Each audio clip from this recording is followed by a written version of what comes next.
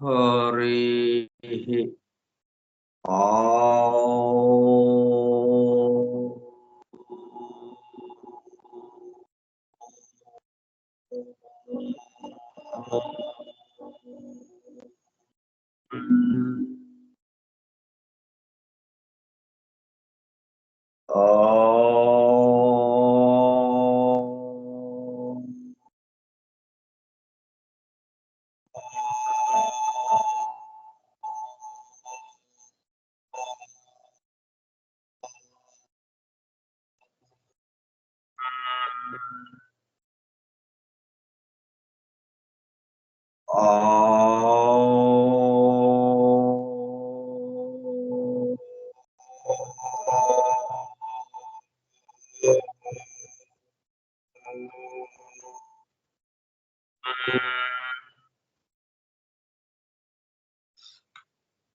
गुरुर्ब्रह्मा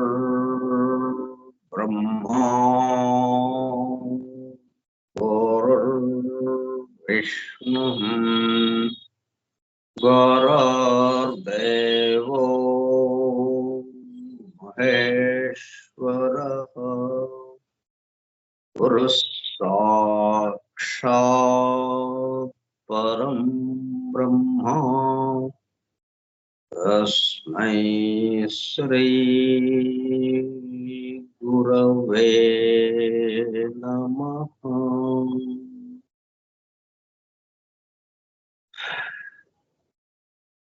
व्यासं वसिष्ठनप्तारं शक्तेः पौत्रमकल्मषम् पराशरात्मजम् वन्दे सुखतातं तपोनिधिम्।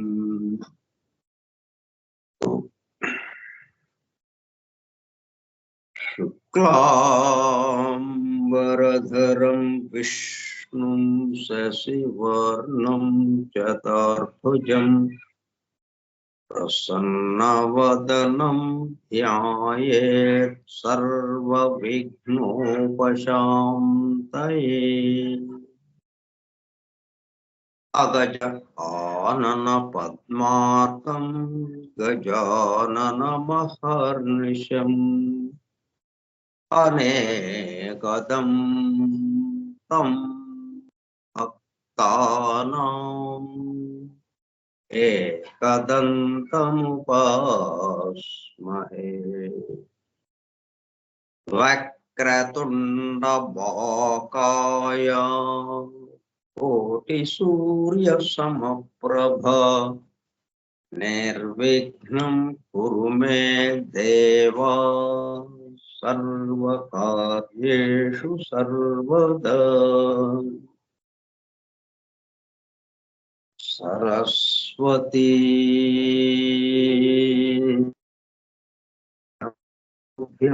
वरदे कामरूपिणी वेच्यारम्भं करिष्यामि सिद्धिर्भवतु मे सदा। ॐ भूर्भुवः स्वः ॐ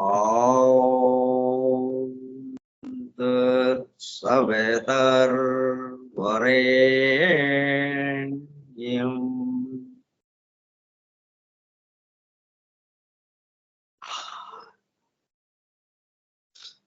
भर्गो देवस्य धीमहि धियो यो नः प्रचोदयात्।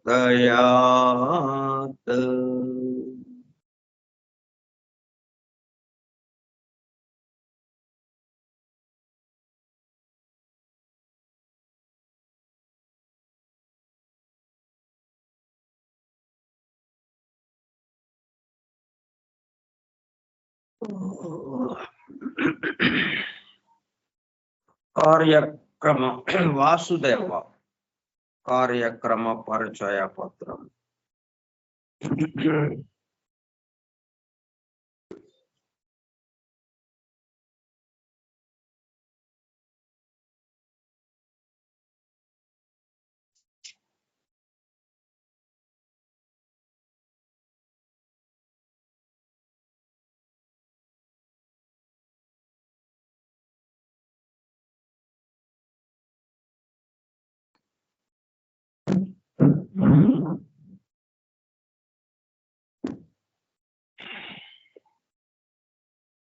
Forum for Truth Seekers.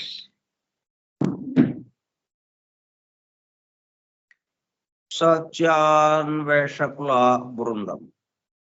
పరమ గురువులు హెలెనా పెట్రోనా బ్లావట్స్కీ ద్వారా సమస్త మానవాళి ఆధ్యాత్మిక అభివృద్ధి పరిపూర్ణతల కొరకు అందించిన మ్యాగ్నమ్ ఓపస్ పరమాద్భుత దివ్య గ్రంథము ద సీక్రెట్ డాక్ట్రైన్, రహస్య సత్య సూత్రము. వాల్యూమ్ 1 కాస్మోజెనసిస్, ప్రథమ సంపుటము బ్రహ్మాండోత్పత్తి క్రమము. Part 1 cosmic evolution in 7 stanzas from the book of Dhyan. ప్రథమ భాగము ధ్యాన గ్రంథములోని 7 శ్లోకములలో వివరింపబడిన బ్రహ్మాండ పరిణామము. గ్రంథ పఠనము, అధ్యయనము, అవగాహన, ఆత్మదర్శనము కార్యక్రమము. 129వ పాఠము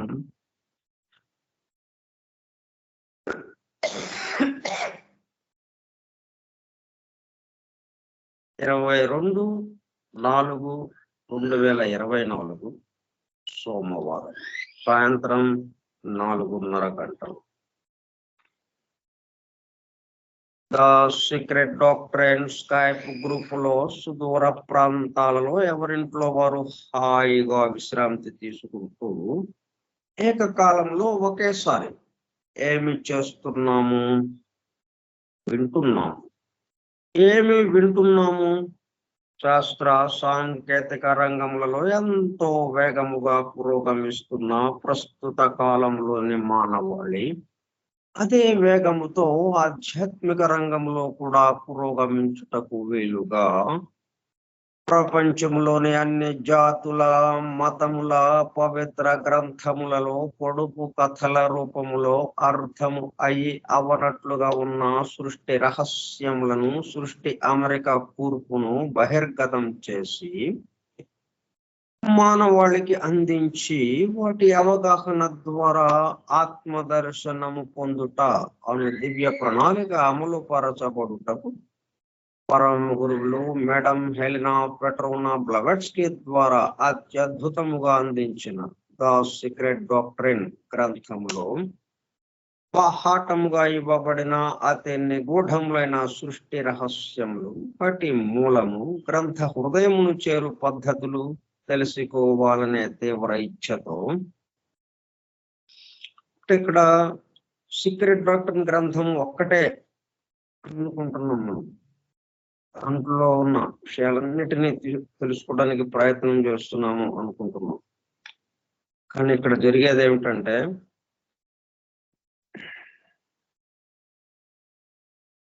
బాహాటముగా ఇవ్వబడిన అతి నిగూఢములైన సృష్టి రహస్యం. దాంతో ఏమైంది? ఈ సృష్టి సమస్తము, విశ్వమంతా ఒకే ఒక పదార్థం అంటే రూపము, జీవముతో నిండి ఉన్నది. రూపముకు కావలసినటువంటి పదార్థము ఒకే పదార్థముతో అయినా అమ్మవారి నుంచి ఈ దిగువన ప్రతి అణువు, ఈ భౌతిక అణువు వరకు రూపానికి కావలసిన పదార్థము ఒకటే ఒక పదార్థము. కాకపోతే ఆయా లోకాలకి తగినట్లుగా అది అభివృద్ధి పరచబడింది. అట్లాగే జీవము, ఒకే జీవము, అన్నిట్లోనూ ఒకే విద్యుత్ శక్తి ఎలా ప్రసారమవుతుందో గృహ ఉపకరణాలన్నిటిలో, అట్లాగే ఈ సమస్తముందు ఏ జీవము ప్రసారమవుతుంది. దానివల్ల ఇప్పుడు ఏమైంది, ఇట్లా సీక్రెట్ డాక్టర్ గ్రంథం ఒకటే కాకుండా ఈ సూత్రాన్ని దేంట్లోనైనా కానీ దేన్ని పట్టుకున్నా కానీ అది మనల్ని ఎక్కడికి తీసుకెళ్తుంది, ఆ దైవం దగ్గరికి తీసుకెళ్తుంది. అట్లా ఆ పద్ధతిలో మనం అధ్యయనం చేస్తున్నాం. అట్లా అధ్యయనం చేయటానికి అలాగ ప్రతి దాంట్లోనూ ఆ దైవాన్ని దర్శించటానికి ఇచ్చిన గ్రంథము ద సీక్రెట్ డాక్ట్రైన్. అంతేగాని తను ఆ సీక్రెట్ డాక్టర్ గ్రంథం ఏదైతే ఉందో తన దగ్గరికి వస్తేనే, తనని చదివితేనే తన వరకే కొన్ని విషయాలు మీకు అర్థమవుతాయి, మిగతాయన్నీ వేరేగా ఉంటాయి. నా దగ్గరకు వస్తేనే మీకు విషయాలు అర్థమవుతాయి అని ఆ గ్రంథము అంటం లేదు. నా దగ్గరికి వస్తే ఏమవుతుంది, సమస్త ముందు ఉన్నటువంటి ఒకే ఒక పదార్థము, ఒకే ఒక జీవము, రూపము, జీవము ఏవైతే ఉన్నాయో ఆ రెండిటికి ఆధారమైనటువంటి వాడు, విశ్వాతీత కక్షలో ఉన్నవాడు, విశ్వాతీతంగాను ఉన్నవాడు, విశ్వంలోనూ ఉన్నవాడు అయినటువంటి, విశ్వానికి ఆధారంగా ఉన్నవాడు. ఆ దాన్ని మనము అనుభూతి చెందగలుగుతాము. చెందించడానికి ఈ గ్రంథం మన దగ్గరికి వచ్చింది. ఇంకా మిగతా ఏ గ్రంథాలైనా కానీ మనకు పురాణకోట్ల గ్రంథాలు ఉన్నాయి. పురాణకోట్ల విషయాలతో కూడుకున్నటువంటి విషయాలను వివరించే గ్రంథాలు. ఏ గ్రంథం అయినా కానీ ఆ విషయానికి సంబంధించి దేనికోసం ఆ గ్రంథం ఇవ్వబడిందో అంతవరకు అది పరిమితం అయిపోతుంది. ఆ విషయానికి సంబంధించి పూర్తి వివరాలు అందింపబడతాయి. మిగతా విషయాలంటే ఇంకో పుస్తకం ఉందండి, అక్కడికి వెళ్ళండి, ఆ పుస్తకం చదువుకోండి. ఫిజిక్స్, భౌతిక శాస్త్రానికి సంబంధించిన పుస్తకాల్లో ఈ భౌతిక శాస్త్రం ఒక్కటే ఉంటుంది. మనకి రసాయనిక శాస్త్రం ఎట్లా ఉంటుందండి అని అంటే, వెళ్ళండి, రసాయనిక శాస్త్రం అని వేరే ఉంది, దానికి సంబంధించిన గ్రంథాలు ఉంటాయి, అవి చదువుకోండి, వెళ్ళండి అక్కడికి అని చెబుతుంది. ద సీక్రెట్ డాక్ట్రైన్ దాన్ని కలుపుకున్నది. తనే కాదు, సమస్త ముందు ఉన్న వాళ్ళు ఎవరు వాటిని గురించి కూడా వివరిస్తూ, మీరు ఎక్కడికి వెళ్ళినా కానీ దేన్ని పట్టుకున్నా దానితోనే నిండి ఉంటుంది అన్న అవగాహన మనకు కలిగిస్తుంది. అందుకనే అవగాహన ద్వారా ఆత్మదర్శనం అన్నది. మిగతా గ్రంథాలకి సీక్రెట్ డాక్టర్ గ్రంథానికి ఉన్న తేడా. అప్పుడు ఏమవుతుంది, మిగతా గ్రంథాలు కూడా ప్రధానంగా ఒక విషయాన్ని చెప్పడానికి ఆ గ్రంథాన్ని అందింపబడినప్పటికీ దానిలో అంతర్గతంగా మిగతా విషయాలన్నీ ఉంటాయి. ఫిజిక్స్ లోనే కెమిస్ట్రీ చదువుకోవచ్చు, అనేక శాస్త్రాలే, బయాలజీ, ఆంథ్రోపాలజీ, ఎన్నెన్నో సైన్సెస్ కి సంబంధించినటువంటి ఎన్నో రకాలు ఉన్నాయి. అవన్నీ కూడా ఏది పట్టుకున్నా కానీ మిగతా ఏ విభాగాలు ఉన్నాయో ఆ విభాగాలతో సహా మనం ఆ గ్రంథం ద్వారా అవగాహన చేసుకోవటానికి వీలవుతుంది. ఇప్పుడు ద సీక్రెట్ డాక్టర్ గ్రంథాన్ని మనం దర్శించినప్పుడు, అందుకనే ముందు ఈ గ్రంథాన్ని మనం తీసుకున్నాం. ఈ గ్రంథము ద్వారా మిగతా గ్రంథాలు, మిగతా మనుషులు, మిగతా జంతు వర్గు, మిగతా వృక్ష వర్గు, మిగతా ఖనిజ వర్గు, ఇంకా మన కంటికి కనపడినటువంటి సూక్ష్మంగా ఉన్న ఇంకా 3 రకాల వర్గులు, ఈ 3 లోకాలతో 7 లోకాలతో కూడుకున్నటువంటి 3 జీవ పురస్కారాలతో 7 లోకాలతో కూడుకుని ఉన్నటువంటి సమస్తం గ్రంథంలో వివరింపబడుతూ ఉండగా, తద్వారా మిగతా వాటిల్లో కూడా మనం వెళ్ళినప్పుడు ఎక్కడ ఏది పట్టుకున్నా, ఒక చిత్రాన్ని పట్టుకున్నా, ఒక ఆర్టిస్టు రైల్లో వెళుతూ ఎదుటివాడి యొక్క రూపురేఖలతో ఒక చిత్రాన్ని గీశాడు. గీసి అతని చేతికి ఇచ్చాడు. ఆ చిత్రాన్ని చూస్తూ ఉంటే అది ఎక్కడికి తీసుకెళ్తుంది మనల్ని? మొత్తానికి ఆధారమైన కూడా వాటి దగ్గరికి తీసుకెళ్తుంది. ప్రతి దాని యొక్క గమ్యం కేంద్రం కేసి పరిధిలో ఉన్న ప్రతి బిందువు కేంద్రం కేసి ఉన్న నేరుగా ఉన్న సంబంధాన్ని తెలియజేస్తూ ఉంటుంది. అందువల్ల ఎక్కడ మనం చూసినా ఏ బిందువుని మనం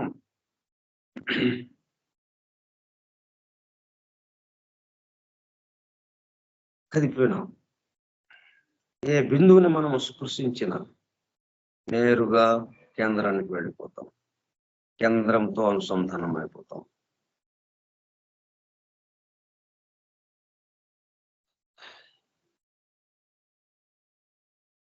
అత్యద్భుతముగా అందించిన ద సీక్రెట్ డాక్ట్రైన్ గ్రంథంలో బాహాటముగా ఇవ్వబడిన అతి నిగూఢములైన సృష్టి రహస్యములు, వాటి మూలము గ్రంథ హృదయమును చేరు పద్ధతులు తెలుసుకోవాలనే తీవ్ర ఇచ్ఛతో తపనతో సత్యాన్వేషణలో భాగముగా ఎన్నో నిగూఢ విషయములను మరింత లోతుగా తెలుసుకుంటూ సత్యమును చేరు ప్రయత్నంలో మనమందరము ఇక్కడ చేరాము.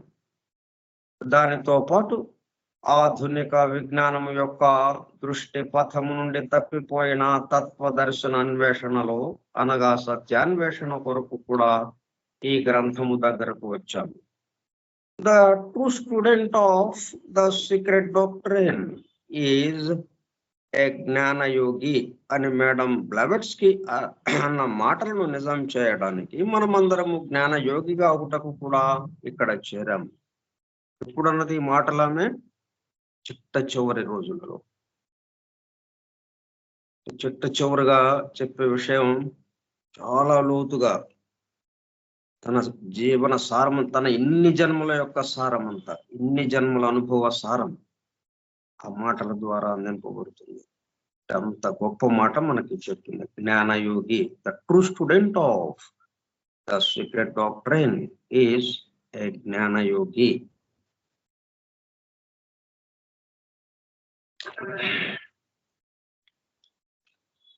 అని తన చివరి రోజులలో మేడం బ్లవెట్స్కి తన అనుభవ సారమంతా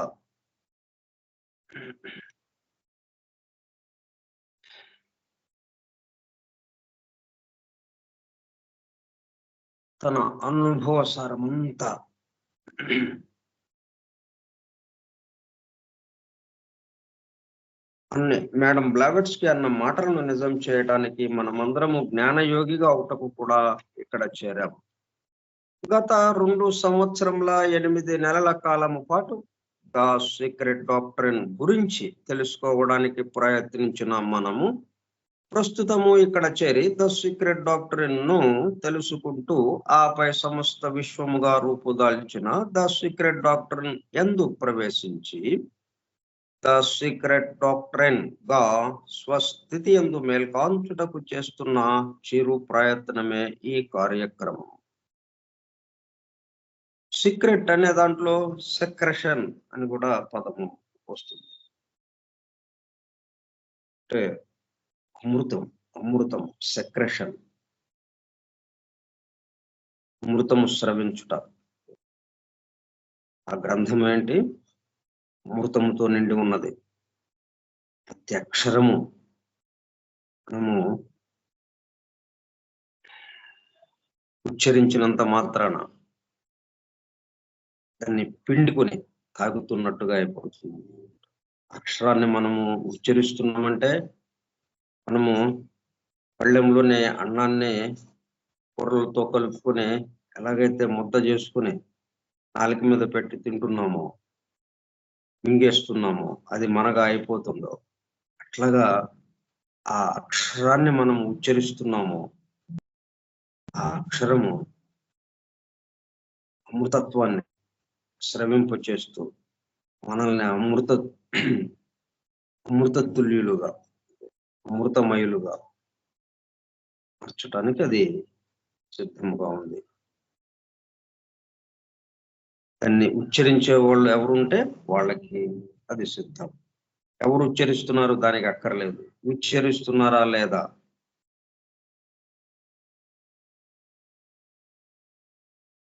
ఈ దివ్య జ్ఞాన మహాయజ్ఞ కార్యక్రమంలో పాల్గొనే చెవియొగ్గి వినుచున్ననగా ఉళ్ళంతా చెవులు చేసుకుని వినుచున్న ప్రియ సత్యాన్వేషక సోదర శ్రోతలందరకు నమస్కారం. అని బెసెంట్ ద్వారా ప్రసాదింపబడిన యూనివర్సల్ ప్రేయర్ invocation.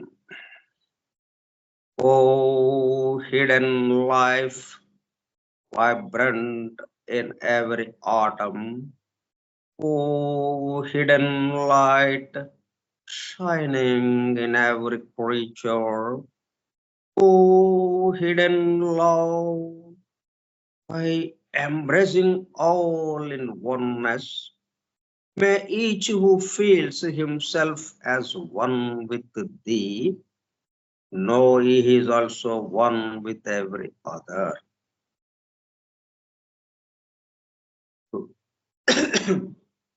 పరిధి మీద ఉన్న ప్రతి బిందువు, ప్రతిదీ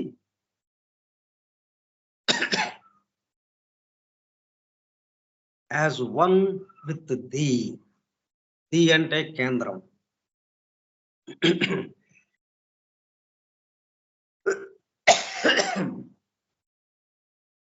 కేంద్రంతో అనుసంధానం అవుతుంది, కేంద్రముగా మారిపోతుంది ప్రతి బిందువు, పరిధి మీద ఉన్నటువంటి ప్రతి బిందువు. అప్పుడు పరిధి మీద ఉన్న బిందువు కేంద్రము ఒకటిగా అయినప్పుడు పరిధి మీద ఉన్న బిందువుల సంగతి ఏంటి? ఒక బిందువుకి ఇంకొక బిందువుకి ఉన్న సంబంధం ఏమిటి? అది కూడా ఒకటే. ఏకత్వం అయినప్పుడు ఎక్కడున్నా అదే ఏకత్వం. కేంద్రంలో ఉంటే ఏకత్వము, పరిధి మీద ఉంటే అనేకత్వము అన్నది కాదు. ఇది ఎక్కడైనా ఉండండి, ఏకత్వంలో ఉండండి, అనేకత్వంలో ఉండండి, సత్యలోకంలో ఉండండి, భూలోకంలో ఉండండి, ఎక్కడుంటే ఏమైంది? ఎక్కడ ఉన్నా మన నిజస్థితి, స్వస్థితి, యథార్థ స్థితి, దైవస్థితి.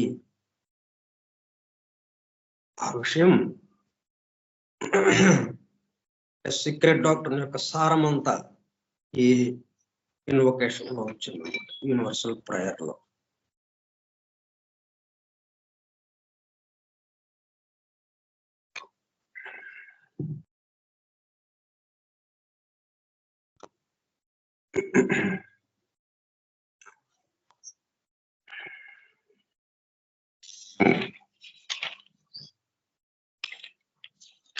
మనం స్టాంజా 1 లో ఉన్నాం. మొత్తం 7 స్టాంజాస్ సంబంధించి మొదటి స్టాంజా మనం తెలుసుకోవడానికి, అనుభూతి చెందడానికి ప్రయత్నం చేస్తున్నాం.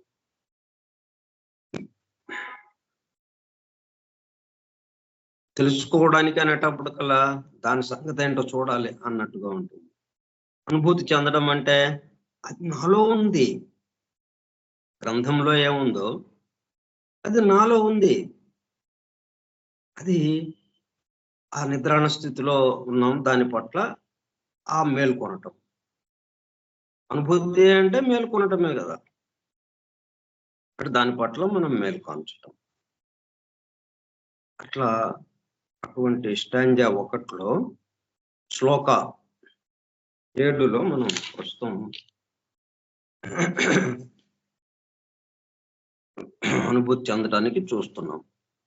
స్టాంజా 1 శ్లోక 7 అది 2 భాగాలుగా ఇవ్వబడింది.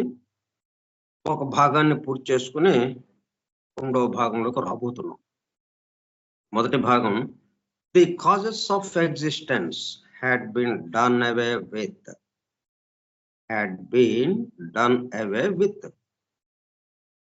ఏంటవి? causes has been done away with. దేని యొక్క causes of existence. ప్రస్తుతపు ఉనికి. అంటే ఇంతకు ముందుటి వ్యక్త సృష్టి ఉనికికి ఆధారమైన కారణాలు తొలగించబడగా, వ్యక్త సృష్టి కొన్ని కారణాలు, కారణము కార్యము, కార్యం మరలా కారణముగా అలా గొలుసుకట్టుగా వస్తూ ఈ విధంగా విశ్వం మొత్తం నిర్మింపబడింది. ఆ విశ్వ నిర్మాణం పూర్తయి విశ్వము పని చేస్తూ ఉండగా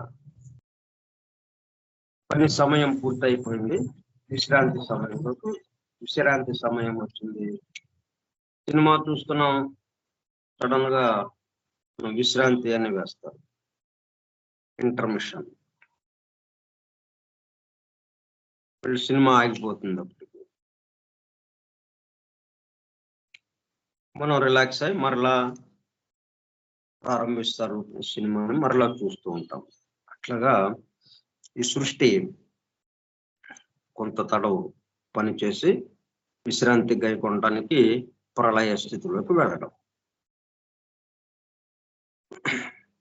అంటే ప్రళయ స్థితిలో అంటే ఈ సృష్టి స్థితి మాయమవ్వాలి, సృష్టి స్థితి ప్రళయ స్థితిగా మారాలి. విషయం ఏంటంటే ఒకటి ఇంకొకటిగా మారటం జాగ్రత్తగా మనం గుర్తుపెట్టుకోవాలి. ఒకటి ఇంకొకటిగా మారటం తప్పితే, జలము మంచుగడ్డగా మారటం తప్పితే ఇంకొక వ్యవహారం లేదు ఇక్కడ. అలాగే పని ఏమైంది? విశ్రాంతిగా మారింది. సృష్టి స్థితి ప్రళయ స్థితిగా మారింది. మరి సృష్టి స్థితి ఎలాగా వచ్చింది? కారణాలు అనే కారణము కార్యము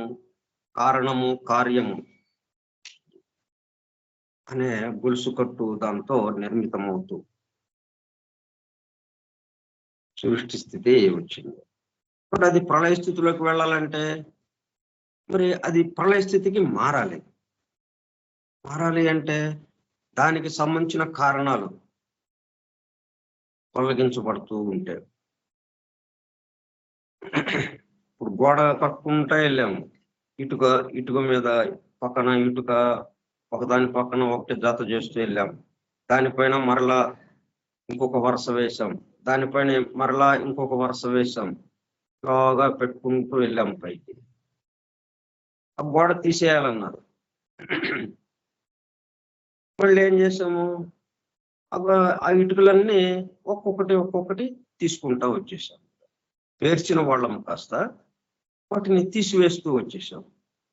మళ్ళీ అక్కడ ఏమైంది? గోడ లేదు ఇంకా అక్కడ. అంతకు ముందేమో అంత ఎత్తు గోడ కనిపించింది మనకు, 5 అడుగుల ఎత్తు 6 అడుగుల ఎత్తు గోడ కనిపించింది మనకి. తర్వాత ఇది ప్లాన్ లో లేదు, ఇక్కడ ఇట్లా కాదు ఇంకొక రకంగా చేయాలను ఏదో మొత్తానికి ఆలోచన మారింది.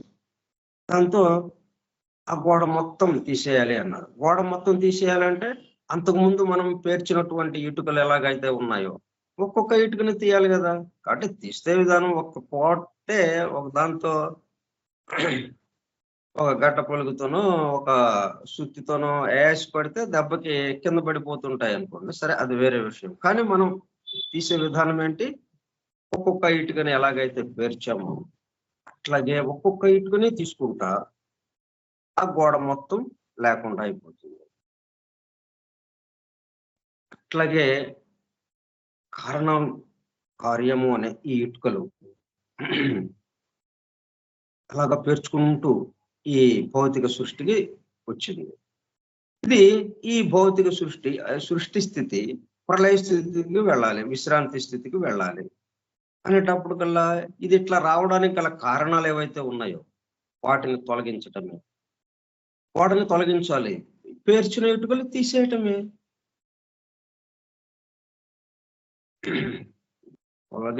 గోడని తొలగించాలి అంటే గోడ ఎట్లా ఏర్పడింది?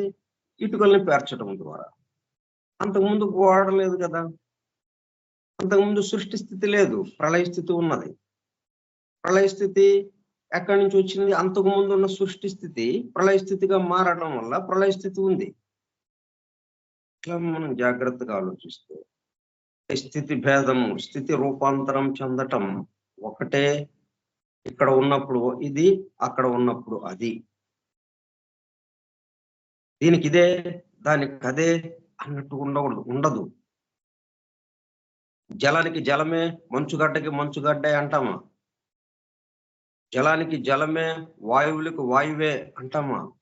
వాయువులే జలముగా కట్టింది, జలములుగా రూపాంతరం చెందింది, ఆ జలము మంచుగడ్డగా రూపాంతరం చెందింది. అంటే వాయువే అక్కడి నుంచి చూసుకున్నప్పుడు ఏమైంది? వాయువే మంచుగడ్డగా వచ్చింది జలము ద్వారా, మధ్యలో జలము ద్వారా. అంటే ఇంతకు ముందటి వ్యక్త సృష్టి ఉనికికి, అంటే ఇప్పుడు మనం ప్రళయ స్థితి కదా, మనం ప్రళయ స్థితిలో ఉంటూ దాని గురించిన విశేషాలు తెలుసుకుంటున్నాం మనం. ఎందుకంటే ఇక్కడ కొంచెం తేలిక అవుతుంది మనకు తెలుసుకోవడానికి. పని చేస్తూ ఆ పని గురించిన వివరం తెలుసుకోవడం కొంచెం కష్టతరం అవుతుంది. ఒక పక్కనేమో పని చేస్తూ ఉండాలి, పని చేయాలంటే దాని గురించిన వివరాలు మన దగ్గర లేవు, అవి నేర్చుకోవాలి. అవి నేర్చుకుంటూ పని చేయడం అంటే కొంచెం కష్టతరంగా ఉంటుంది. అట్లా కాకుండా పని లేదు, ఇప్పుడు విశ్రాంతి. ఈ విశ్రాంతిలో ఈ ప్రళయ స్థితి అలాగా వచ్చింది. ఈ ప్రళయ స్థితికి ముందు ఉన్న స్థితి ఏమిటి, అది ప్రళయ స్థితిగా ఎలాగా మారింది, మరలా ఈ ప్రళయ స్థితి సృష్టి స్థితిగా ఎలాగా మారుతుంది, ఈ విషయాలన్నీ మనము కొంతమేర చర్చించుకోవటానికి కొంచెం ఖాళీగా ఉంటుంది కాబట్టి ఇప్పుడు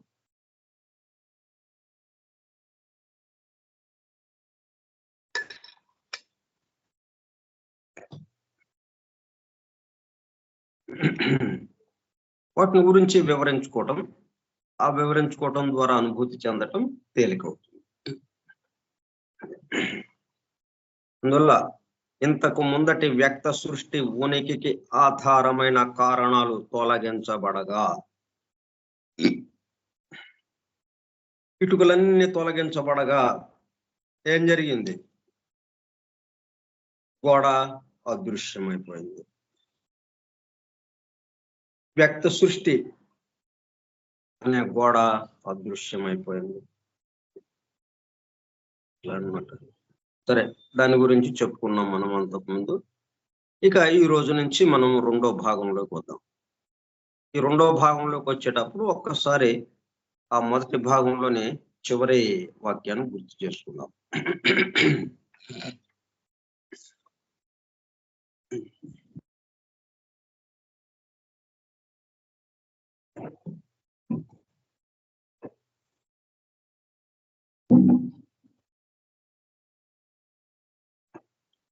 మన ప్రతి స్టాంజర్లోని ప్రతి శ్లోకానికి ఎంతో చక్కటి వివరణ మనకు అందింపబడుతుంది, అనుభూతి చెందే విధంగా.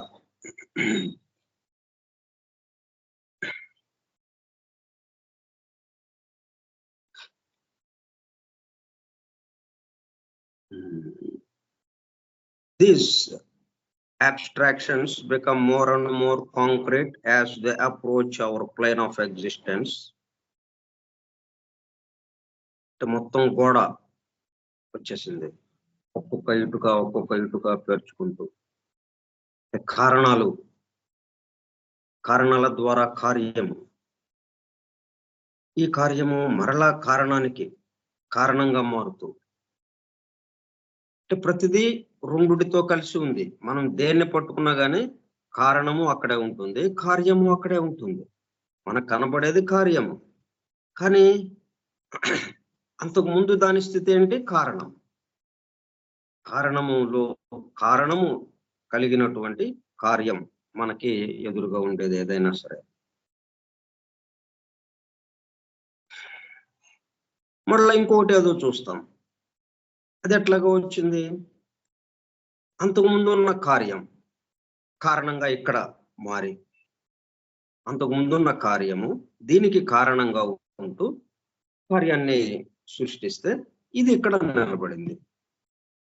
అట్లా ఒకదానికొకటి సంబంధం. ప్రతి ఇటుక ఒకదానికొకటి సంబంధంగా మనము ఒకదాని పక్కన ఒకటి, ఒకదాని పైన ఒకటి, అలాగ పేర్చుకుంటూ వెళ్ళాం మనం. ఇట్లా మనం భౌతిక ప్రపంచానికి రావడానికి అవర్ ప్లేన్ ఆఫ్ ఎగ్జిస్టెన్స్ ఇవన్నీ ఏమవుతున్నాయి, సూక్ష్మం నుంచి స్థూలానికి వచ్చేటప్పుడు కల్లా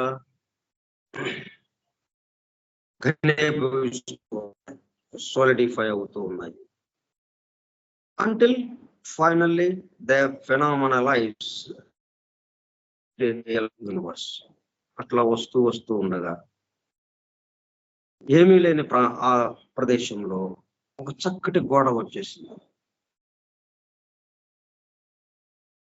గోడంతా దేనితో ఉంది? గోడని అన్న పదం వాడామంటే దాంట్లో ఏముంది? గోడ అనగానే కొన్ని వందల ఇటుకలతో పేర్చబడినటువంటి,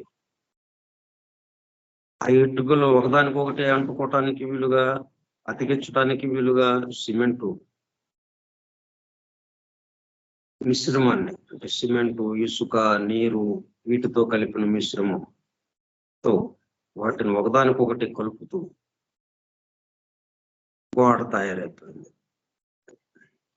అదే యూనివర్స్, మెటీరియల్ యూనివర్స్, ఈ భౌతిక ప్రపంచము, ఈ జగత్తు, ఈ భౌతిక జగత్తు, ఈ భౌతిక సృష్టి, ఈ భౌతిక విశ్వము, అది గోడ అన్నట్టుగా మనం ఊహించుకుంటే, గోడతో సంకేతించుకుంటే అప్పుడు మనకి ఇంకా తేలిక అవుతుంది. గోడ అనగానే ఏమున్నాయి? దాంట్లో ఇటుకలు ఉన్నాయి. ఇటుకలేంటి? ఒక ఇటుక కారణమైతే దాని పక్కన ఉన్నది కార్యం. మళ్ళా ఒక ఇటుక వరకే చూసుకుంటే కారణము దాంట్లోనే ఉంది, కార్యము దాంట్లోనే ఉంది. అట్లా ఈ విశ్వము అణువు నిర్మింపబడింది. ప్రతి అణువు ఒక కారణము, దానికి సంబంధించిన కార్యము అక్కడే. ఎందుకంటే ఒక అణువు అక్కడ ఉంది అంటే అది కార్యం, మనకి తెలుస్తూ ఉంది. ఒక అణువు అక్కడ తెలుస్తుంది అంటే అది కార్యము. కార్యము ఉంది అంటే అప్రయత్నంగా అక్కడ తప్పనిసరిగా కారణము ఉండి తీరవలసిందే. బహుశా అక్కడ ఉండకపోవచ్చు, అక్కడ దూరంగా ఉండి. ఇప్పుడు రాయి విసిరాడు ఒకడు, రాయి విసిరితే రాయి కనిపించింది మనకి.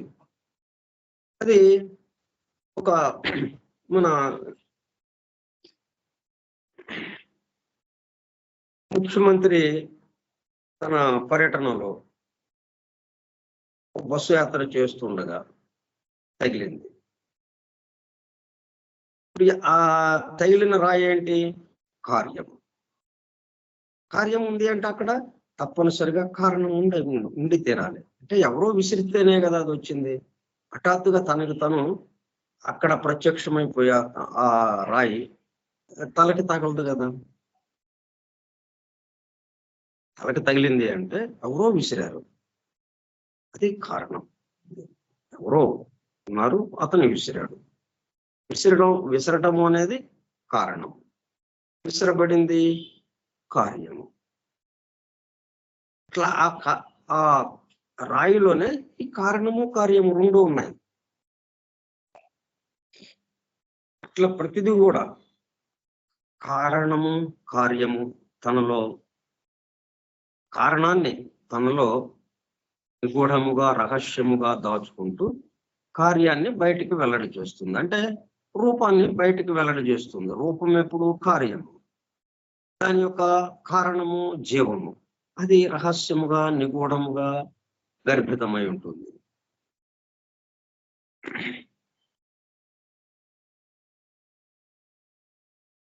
Universe by a process of conversion of metaphysics into physics. మనం సత్యలోకం గురించి, మన సూక్ష్మ లోకాల గురించి వివరించుకుందామంటే అది లోకము అనగానే పదార్థంతో నిర్మాణమైంది. పదార్థంతో నిర్మాణమైందంటే పదార్థ భౌతిక శాస్త్రం, పదార్థ శాస్త్రం అయిపోతుంది, అది ఫిజిక్స్ అయిపోతుంది. అక్కడ ఆ విషయాన్ని వివరించుకునేటప్పుడు సూక్ష్మంగా ఉన్న మన పంచేంద్రియాలకు అందనటువంటిది. వాటిని తెలుసుకోవాలి అంటే అది మెటాఫిజిక్స్ అంటాం. గోడ లేదు అక్కడ, కానీ గోడ కట్టండి అని ఒకరు ఆదేశం జారీ చేశారు, ఒక ప్లాన్ ఇచ్చారు, ఇలాగా కట్టండి. గోడ కట్టండి అంటే గోడ పూర్తిగా అతని మదిలో ఉంది కదా. కట్టండి అని ఆదేశం ఎవరైతే ఇచ్చారో అతని యొక్క మదిలో, అతని యొక్క మనసులో గోడ చిత్రం ఉంది, గోడ యొక్క మొత్తం చిత్రం. ఇంకా అది వ్యక్తీకరింపబడలేదు, భౌతిక స్థితికి రాలేదు అది. కానీ సూక్ష్మ స్థాయిలో, మానసిక స్థాయిలో ఆ గోడ అక్కడ ఉంది. అదే మెటాఫిజిక్స్. అంటే మానసిక స్థాయిలో పంచేంద్రియాలకి అందనటువంటివి ఏవైతే ఉన్నాయో వాటికి సంబంధించి రేఖామాత్రంగా, విషమానంగా దాన్ని దర్శించడం అనేది, దాన్ని మెటాఫిజిక్స్ అనే శాస్త్రము అంటాం. దానికి సంబంధించి దాని నుంచి ఇంటూ ఫిజిక్స్ అంటే భౌతిక శాస్త్రం. భౌతిక శాస్త్రం అనగానే మనకి పంచేంద్రియాలకు అందేటటువంటి, మన కంటికి కనబడేది, చెవికి వినబడేది, ఇట్లా మనకు తెలియబడేవి ఏదైనా కానీ ఈ 5 ఇంద్రియముల ద్వారా ఏవైతే తెలియబడతాయో, ఈ 5 ఇంద్రియాలకి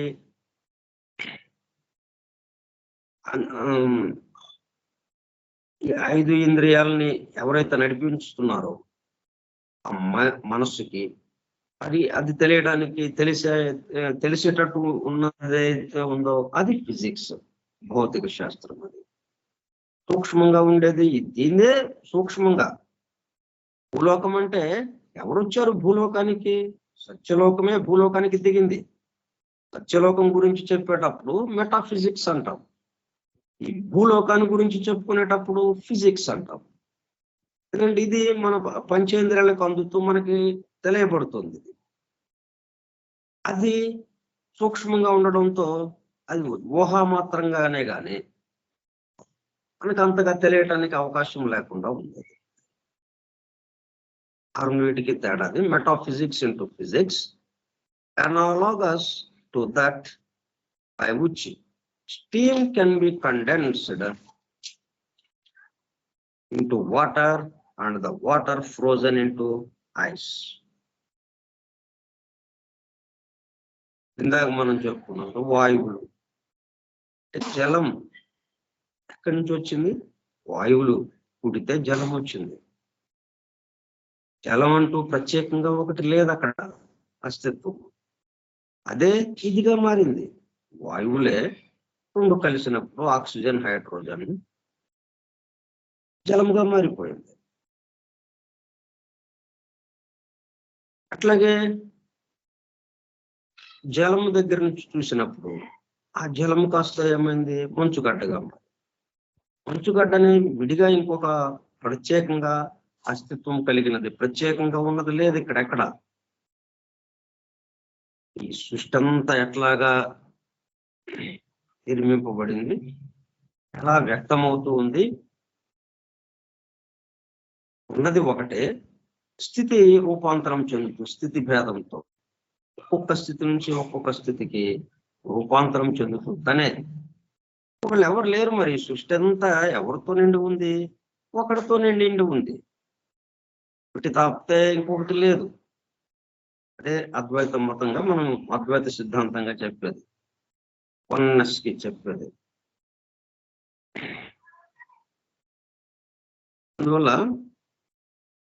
analogous to that by which, మరి దీనికి మనకి బాగా అర్థమయ్యేటట్టుగా ఒక ఉదాహరణ చెప్పాలి అంటే ఒకటే ఇంకొక దానిగా మారుతుంది అని మరి ఒక మాట వదిలేసేస్తే కాదు కదా. ఎట్లాగా మారుతుంది? మనకి ఆల్రెడీ దానికి సంబంధించిన, అంతకు ముందే దానికి సంబంధించిన విషయం మనం పరిచయమై దాన్ని రోజువారీ మనము అనుభవిస్తూ ఉన్నది ఏదైతే ఉంటుందో మనము దానికి సంబంధించి రోజువారీ చేస్తూనే ఉంటాం.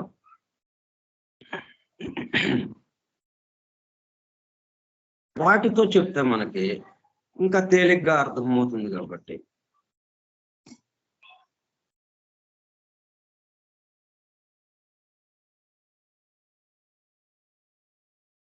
ఎనలోగస్ అంటే సాదృశ్యం, కంపారబుల్ టు ఎనదర్,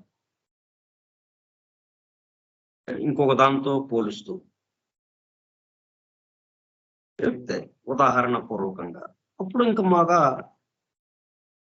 అర్థమవటానికి వీలవుతుంది. కాబట్టి దీనికి ఉదాహరణగా ఏంటి అంటే analogous to that by which steam can be condensed into water. నీటి ఆవిరి ఉంది, ఆవిరి కండెన్స్డ్ ఇంటూ వాటర్ అంటే ఘనీభవించ, దాని వరకు అది ఘనీభవించేటప్పటికల్లా ఆవిరి ఘనీభవిస్తే ఏమవుతుంది, నీరుగా మారుతుంది. మనం రోజువారీ ఇంట్లో చూస్తూనే ఉంటాం, బియ్యం కొంత తీసుకుని నీటిలో నానబెట్టి కాసేపు, ఆ తర్వాత కొంత నీరు దాంట్లో పోసి పొయ్యి మీద పెట్టినప్పుడు పొయ్యి వెలిగించగా ఆ వేడికి అది నీరు కొత్త ఉడికుతూ ఆ నీరు కాస్త ఏమైంది, స్టీమ్ గా మారింది, అంటే ఆవిరిగా మారిపోయి మనం పైన మూత వేస్తాం. మూత వేసినప్పుడు ఆ ఆవిరంతా ఎట్లా ఉంది, నీటి బిందువులుగా మారిపోతుంది. ఆ మూతకి అడుగున నీటి బిందువులు ఏర్పడుతుంటాయి. అది steam can be condensed into water. నీటి ఆవిరే ఘనీభవించి నీటి బిందువులుగా ఆ మూత అడుగున ఏర్పడింది. ఆ నీటి బిందువులు ఎక్కడి నుంచి వచ్చినాయి, వేరే ఎక్కడి నుంచైనా వచ్చి అక్కడ ఉన్నాయా, లేదు కదా, అక్కడికక్కడే తయారయ్యి అక్కడ రెడీగా ఉంది ఆ మూత అడుగున. ఎక్కడి నుంచి వచ్చింది, ఈ ఆవిరి నుంచి వచ్చింది. ఆవిరి స్టీమ్, ఆవిరి ఏమైంది, మంచుగా నీటి బిందువులుగా ఘనీభవించింది. మళ్ళీ అక్కడి నుంచి ఎక్కడికక్కడ ఘనీభవింపజేయటం, అంతకు ముందున్న స్థితికి ఘనీభవించిన స్థితి అయ్యేటప్పుడు కల్లా స్థితి మారిపోతుంది. ఇక్కడ జరిగేది.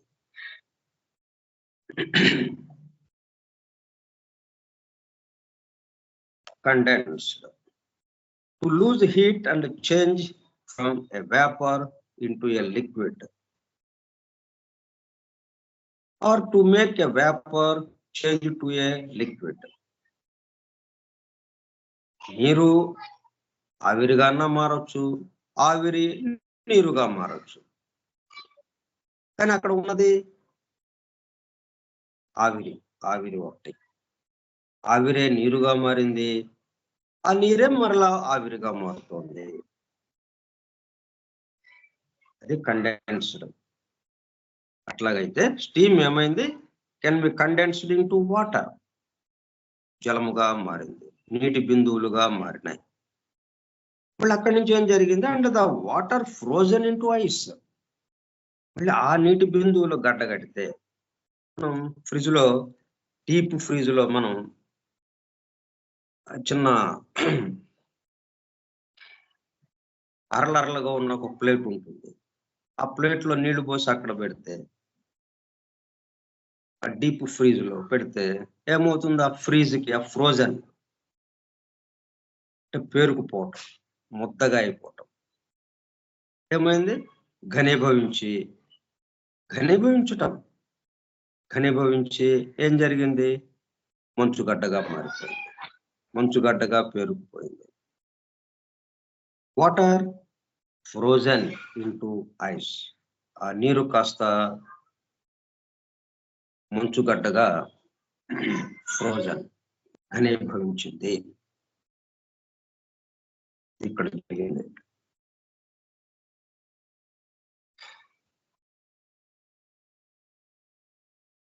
కాబట్టి స్థితి భేదము, స్థితే రూపాంతరము చెందుట ఒకటే ఒకటి ఉన్నది, అది రూపాంతరం చెందుతూ అది ఆల్ ఆఫ్ సడన్ ఎక్కడో ఉన్న సత్యలోకము ఒక్కసారిగా భూలోకంగా మారటం సాధ్యపడదు. అది దశల వారీగా ఒక్కొక్క స్థితి నుంచి ఒక్కొక్క స్థితికి వస్తూ చివరికి భౌతిక స్థితికి రావటం, పూర్తిగా ఘనీభవించిన స్థితికి రావటం. ఈ ఘనీభవించిన స్థితిలో ఏమున్నాయి? ఈ మంచుగడ్డలో ఏముంది? జలం ఉంది. దాన్ని ఏమీ కాదనం కదా. మరి దానికి ఒక ఉదాహరణ కూడా మనం చెప్పుకున్నాం అంతకుముందు. తల్లి ఐస్ ఇచ్చింది కుమారుడికి, చిన్నపిల్లవాడు ఇస్తే దీంట్లో ఏముందని అడిగాడు వాడు. ఏముందని అడిగితే దాంట్లో జలం ఉంది అని చెప్తున్నా. జలం ఉంది అని అనలేదు. ఇదేంటి అన్నాడు. ఐసు అని అన్నాడు. ఈ ఐసు ఎట్లాగ వచ్చిందంటే జలము గడ్డగట్టడంలో వచ్చింది అని చెప్పింది. కాబట్టి దాంట్లో నీరు ఉన్నది అని చెప్పింది. మామ యాదాలాపంగా చెప్పింది నీరు ఉన్నది అని.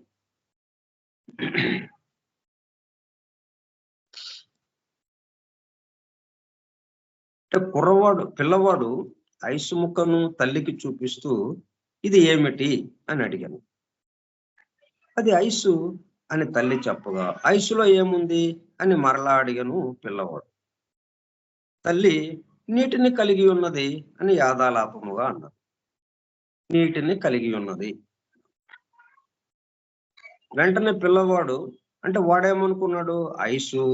ఐసులో ఈ ఐసు గడ్డలో నీరు వేరువేరుగా ఉంటాయి అనుకున్నాడు. ఎంత చక్కటి ఉదాహరణ. అందుకని వాడేమని చేశాడు? ఆ నీటిని చూద్దాం అనుకున్నాడు. ఇప్పుడు నీరు ఐసు గడ్డ ఈ రెండు ఉన్నాయి కదా, దీంట్లో నీరేమో కనపట్లేదు, ఐసు కనిపిస్తూ ఉంది. కాబట్టి దీంట్లో ఉన్న నీటిని చూద్దాం అనుకున్నాడు వాడు వేరుగా తీసి. మంచుగడ్డగానే ఉండాలి, కానీ దాంట్లో ఉన్న నీటిని బయటికి తోడాలి, మనం బయటికి లాగాలి. ఎట్లాగా? వాడు ఏం చేశాడు అప్పుడు?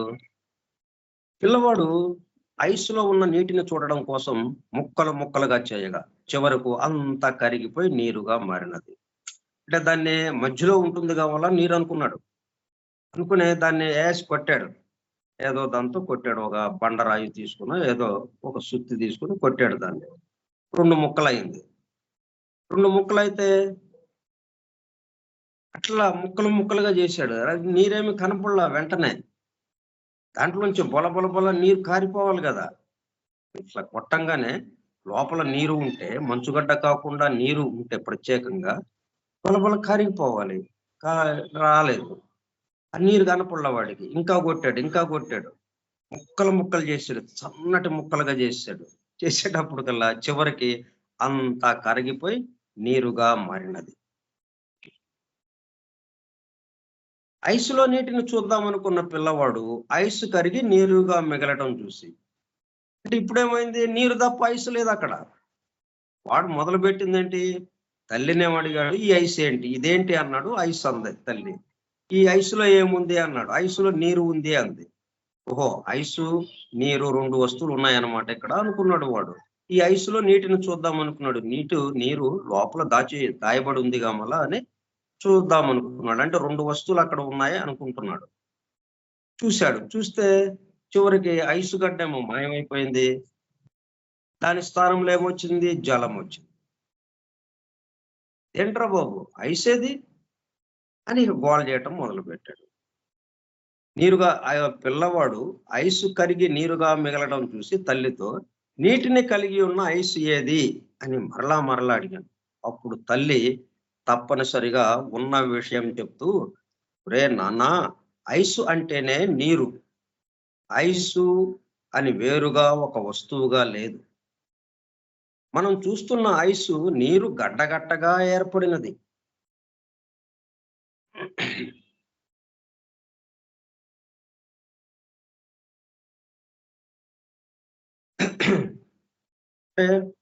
And the water frozen into ice.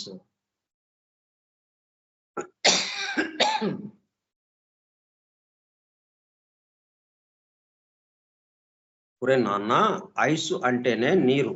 Ice అని వేరుగా ఒక వస్తువుగా లేదు. మనం చూస్తున్న ఐస్ నీరు గడ్డ కట్టగా ఏర్పడినది. కాబట్టి ఉంటే నీరుగానో లేక ఐసుగానో ఉంటుంది, కానీ నీరు ఐసు రెండుగా ఉండవు. నీరే ఐసుగా మారినది, పేరు స్థితి మాత్రమే మారినది. ఏ స్థితిలో ఉన్నా ఉండేదే నీరు, ఉండేది నీరే. ఈ రెండింటికి సంబంధంగా చూస్తే మనం ఎంతకన్నా ఈ దీంట్లో సమస్తంలో దైవం ఉన్నాడు, దైవమే ఇట్లాగా మారాడు అన్న దానికి ఇంకా ఏం ఉదాహరణ కావాలి మనకి?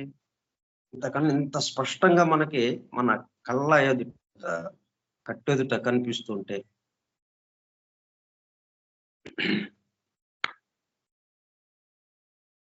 ఆ ఉదాహరణ ఈ బ్లవెట్ స్కీమాత మనకి వివరిస్తూ ఉంది. బ్లవెట్ స్కీమాత ద్వారా వివరింపబడుతుంది మనకి. కాబట్టి స్థితి భేదము తప్పితే రెండు వస్తువులుగా ఉండవు. అంటే దైవము, ఈ సృష్టి రెండు ఉండటానికి అవకాశం లేదు. సృష్టికర్త, సృష్టి రెండు లేవు. సృష్టి అంటేనే సృష్టికర్తతో నిండిపోయి, సృష్టికర్తే ఫ్రోజన్, గడ్డగడితే ఈ సృష్టిగా వచ్చింది. మరలా ఈ సృష్టి నీరుగా మారిపోతే ఆ సృష్టికర్తగా మారిపోతాడు. అప్పుడు సృష్టి ఉండదు. సృష్టి ఎక్కడ ఉంటుంది? తనలోనే సృష్టిగా ఉంటుంది తప్పితే తనలోనే ఉంటుంది, సృష్టి ఉండదు.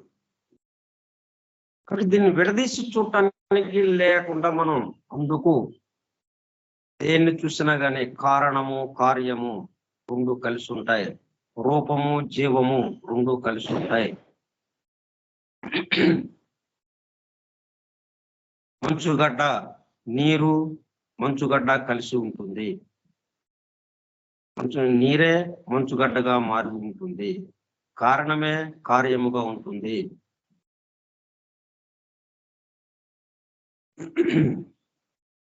అది అందువల్ల ఇప్పుడు ఏంటన్నమాట, దీని అంతటికి కాజెస్ ఒక స్థితి నుంచి ఇంకో స్థితికి రూపాంతరం చెందటం కారణము ద్వారా, కారణము కార్యముగా మారటం, ఈ విషయం ద్వారా ఇట్లాగా ఎక్కడికక్కడ కారణము కార్యముగా మారటం.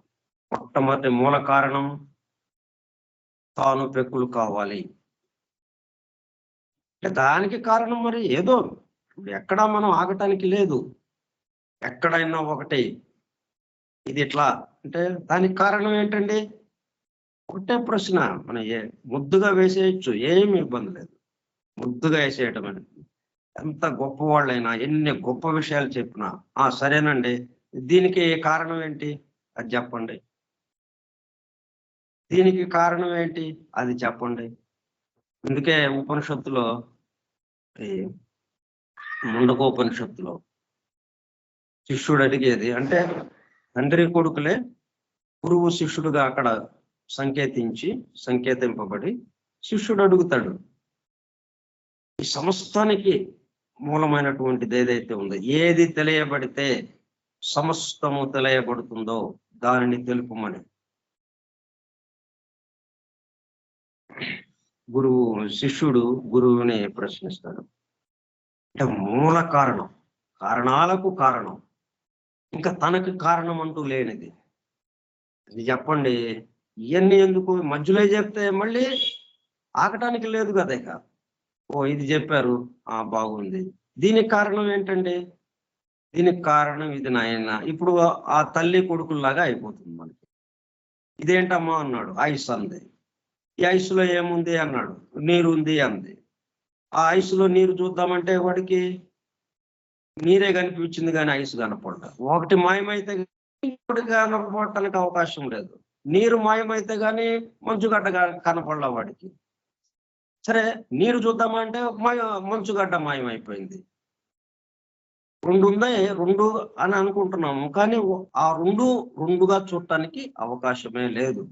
దైవము, ఈ సృష్టికర్త సృష్టి ఇద్దరుగా చూడటానికి అవకాశం లేదు. వాడెక్కడో అక్కడ కూర్చుని సత్యలోకంలో ఆఫీసులో కూర్చుని ఈ సృష్టిస్తూ ఉంటాడు. ఇక్కడ మనకి ఇవన్నీ భౌతిక లోకానికి ఇవన్నీ వచ్చేస్తుంటాయి. ఏది మనకి ట్రాన్స్పోర్ట్ ద్వారా అవన్నీ అక్కడ తయారై ఇక్కడికి పంపించబడుతూ ఉంటాయి. మనం ఇప్పుడు పుస్తకము ఎక్కడో ఒక పబ్లిషర్ ఉంటాడు, వాడి దగ్గర ఉన్నటువంటి ప్రెస్ లో ప్రింట్ చేసి ఆ గ్రంథాన్ని మన బుక్ షాపులకు పంపిస్తే బుక్ షాపుల్లో గ్రంథం కొనుక్కుంటాం. ఇట్లాగా ఈ గ్రంథాన్ని రాసిన వాడు ఎక్కడో ఉంటాడు, ఈ గ్రంథాన్ని ప్రచురించిన వాడు ఎక్కడో ఉంటాడు. ఆ గ్రంథం మనకి ఎవరో మిడిల్ మెన్ ఒకడు మధ్యవర్తి ద్వారా ఆ పుస్తకాలు అమ్మేవాడి ద్వారా మనము వాడి దగ్గరికి వెళ్ళి ఆ పుస్తకాన్ని కొంటాం. అది మన చేతికి వస్తుంది. తయారైందేమో ఎక్కడో, మన చేతికి ఇక్కడ వస్తుంది. వాడికి ఆ తయారు చేసిన వాడికి పుస్తకానికి సంబంధమే లేదన్నట్టుగా ఉంది. కానీ జాగ్రత్తగా పరిశీలిస్తే సృష్టికర్త అంటే ఇక్కడ మనకేంటి, గ్రంథము ఉంది. ఇక్కడ ఈ గ్రంథాన్ని ప్రింట్ చేసిన రాసిన వాడు రచయిత వేరే ఎక్కడో కాలక్షేపం చేస్తున్నాడు.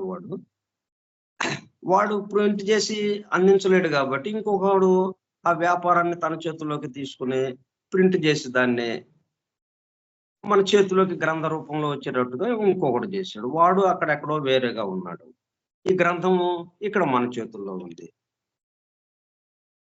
కాబట్టి ఇక్కడ మనకు చూస్తేనేమో ఇటువంటి ఉదాహరణలు చెప్తే రచయితే గ్రంథంగా మారాడు అంటే ఎట్లాగండి అని అనిపిస్తుంది. కొంచెం జాగ్రత్తగా పరిశీలిస్తే ఈ సృష్టి మనకి ఎదురుగా కనిపిస్తుంది. ఈ సృష్టి అంతా సృష్టికర్తే సృష్టిగా మారాడయా, ఎట్లాగండి, ఎలాగవుతుంది అన్నట్టు ఉంటుంది. మరి మంచుగడ్డ నీరు తీసుకోండి, నీరు వాయువులు తీసుకోండి. అందుకని ఆ చక్కటి ఉదాహరణ మనకు అందించిందనమాట, అద్భుతమైన ఉదాహరణ. ఇక్కడ మనకి మాత్రము సందేహం లేకుండా అవును, ఇక్కడ స్థితి భేదము తప్పితే, రూపాంతరము చెందటము తప్పితే ఇంకొకటి లేనే లేదు. ఏదైతే ఉన్నదో అదే రూపాంతరం చెందుతూ దిగువకి వచ్చింది. దాన్నే కారణముగా చెప్పుకుంటూ కారణము కార్యమైందని, కార్యము మరలా ఇంకొక కారణంగా మారి ఇంకో కార్యాన్ని సృష్టించిందని ఇలాగ చెప్పుకుంటూ ఇలా కారణము కార్యము వీటి సంబంధంతో ఇట్లాగా మొత్తము కారణాలతో ఆ మొట్టమొదటి మూల కారణం ఏదైతే ఉందో, ఫస్ట్ కాజ్ ఫర్ ఎగ్జిస్టెన్స్, అది తాను పెక్కులు కావాలనేది అక్కడ మొదలు పెట్టుకున్నది. ఇక్కడ పెక్కులైనటువంటి ఈ భౌతిక సృష్టి వరకు అలా సాగింది. ఇప్పుడు అది ప్రళయ స్థితిలోకి వెళ్ళాలి. పని స్థితి అయిపోయింది, విశ్రాంతి తీసుకోవాలండి. మేము విశ్రాంతి తీసుకోవాలండి అంటే ఈ భౌతిక దానిలోనే విశ్రాంతి తీసుకోవటం ఉండదు. మనము విశ్రాంతి తీసుకుంటున్నాం, రాత్రి నిద్రపోయాం, గాఢ నిద్రలో ఎక్కడ తీసుకున్నాం, భౌతికంగా తీసుకున్నాం ఆ విశ్రాంతి. వెళ్ళిపోయాం, ఆత్మ దాకా వెళ్ళిపోయాం. ఆత్మలు అలా ఒదిగిపోయి హాయిగా ఆ పిల్లవాడు తల్లి పరిష్వంగంలో వాళ్ళ తల్లిని కావలించుకుని ముడుచుకొని పడుకుంటాడే, అట్లాగా ఆత్మలో వెళ్ళిపోయాం, ఆత్మగా ఉండిపోయాం అక్కడ. ఇది ప్రళయ స్థితి అంటే ఈ కారణాలన్నీ వెళ్ళిపోయినాయక, కారణాలన్నీ తొలగించబడగా ఆ స్థితికి వెళ్ళాం, ప్రళయ స్థితికి.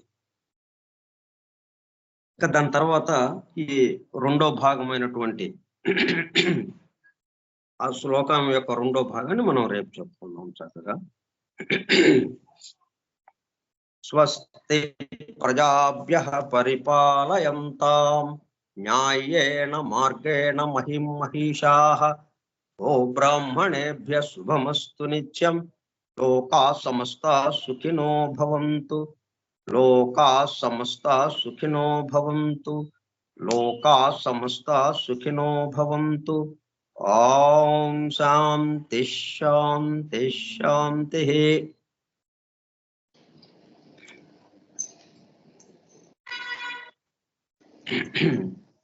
చెప్పేవాడిగా, వినేవాడిగా, ఈ కార్యక్రమం నిర్వహింపచేసే వాళ్ళగా, ఈ కార్యక్రమం మొత్తంలో నిండి ఉన్నది ఎవడైతే ఉన్నాడో ఎవరైతే ఈ కార్యక్రమంగా రూపాంతరం చెంది, చెప్పేవాడిగా రూపాంతరం చెంది, వినేవాడిగా రూపాంతరం చెంది, ఈ సమస్త ముందు ఒకడే ఉండి ఇన్ని పాత్రలు వేస్తున్నాడు.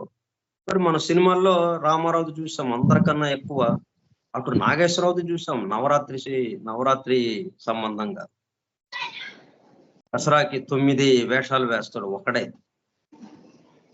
అట్లాగా ఇన్ని వేషాలు వేస్తున్నది ఒకడే ఒకడు. ఆ ఒకే ఒకడు ఎవరైతే ఉన్నారో మొత్తం వ్యాపించి ఉన్నాడు కాబట్టి వాసుదేవుడుగా మనం చెప్పుకుంటూ ఆయన్ని స్మరించుకుందాం. వాసుదేవ.